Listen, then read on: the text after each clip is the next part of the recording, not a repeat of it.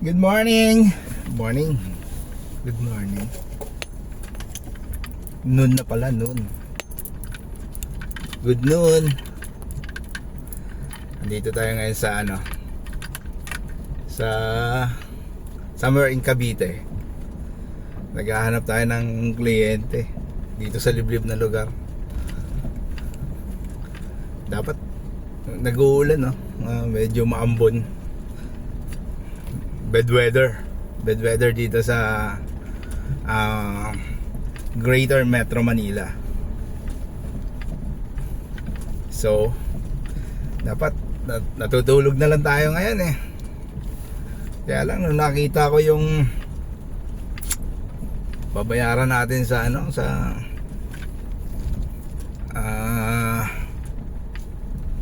pag-renew ng business permit, eh biglang nabuhayan ako ng dugo. Biglang kailangan ko palang hanap ng paraan para mabayaran ko. Reset.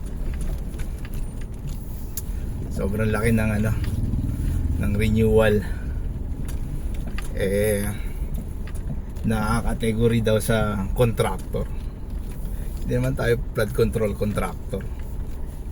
Small time contractor lang tayo.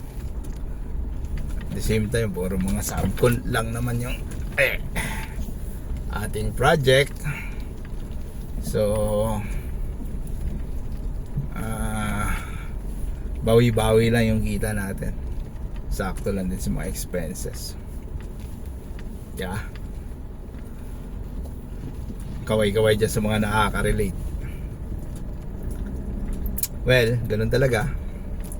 Gusto mong mag-continue yung business nyo,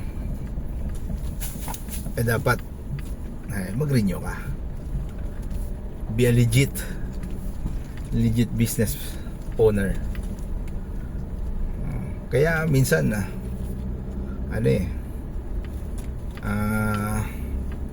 naiisip talaga ng iba na freelance na lang. Walang iniintindi, di ba? So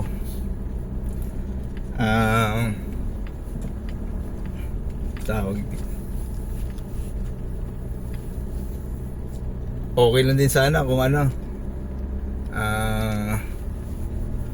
nakikita natin yung changes o pagbabago dun sa sa nakakasakop sa atin sa LGU, para natutuwa ka naman may pinupuntahan yung binabayad mo.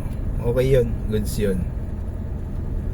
Pero doon lang nga sa nagbabayad tayo sa city natin, municipality natin. Pero yung pag may project sila, kukunin nila yung taga ibang lugar.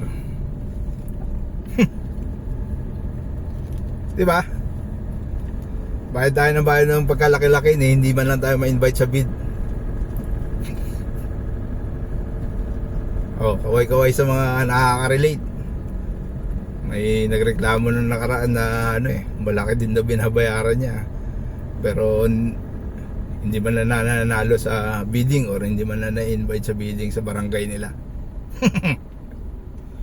Sana all. Diba?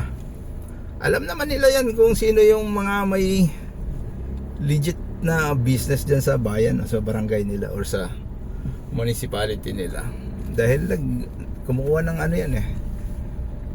ng yearly business permit. So alam nila kung sino yung nandyan. Sana kung sino pa yung legit, yun pa yung hindi na tapos kung taga ibang lugar ka pa, yun pa yung kung sino pa yung taga ibang lugar, yun pa yung kukunin nila. Sad, diba? Sad truth. Ayos din no? Kaya yung iba freelance.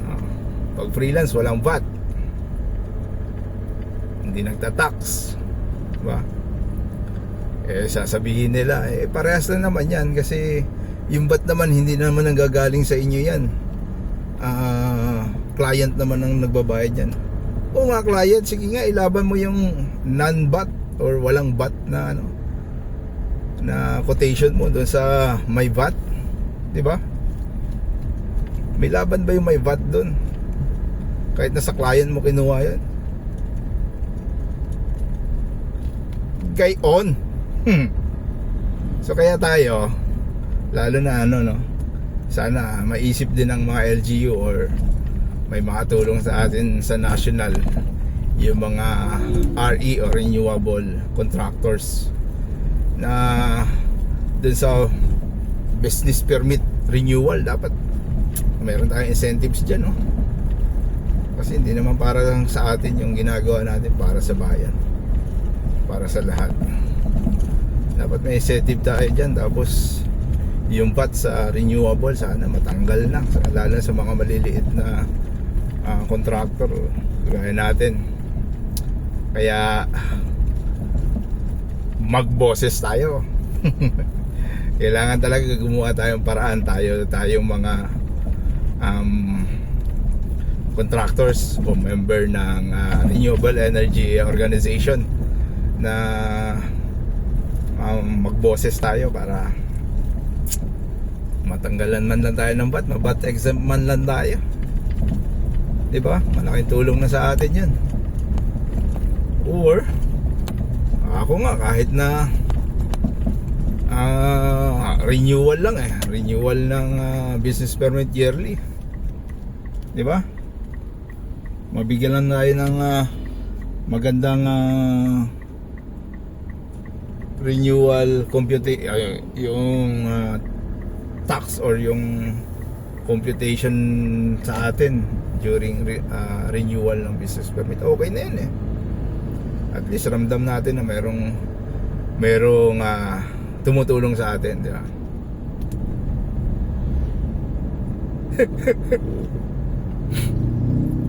Ang laki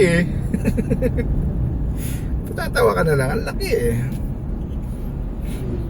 kailangan ko kumayod. So kailangan natin kumayod para may pang-renew tayo, para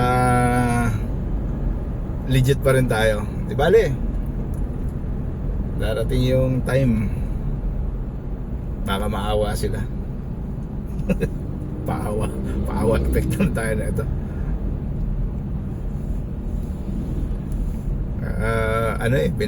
Pinahihingian ko ng discount baka may discount.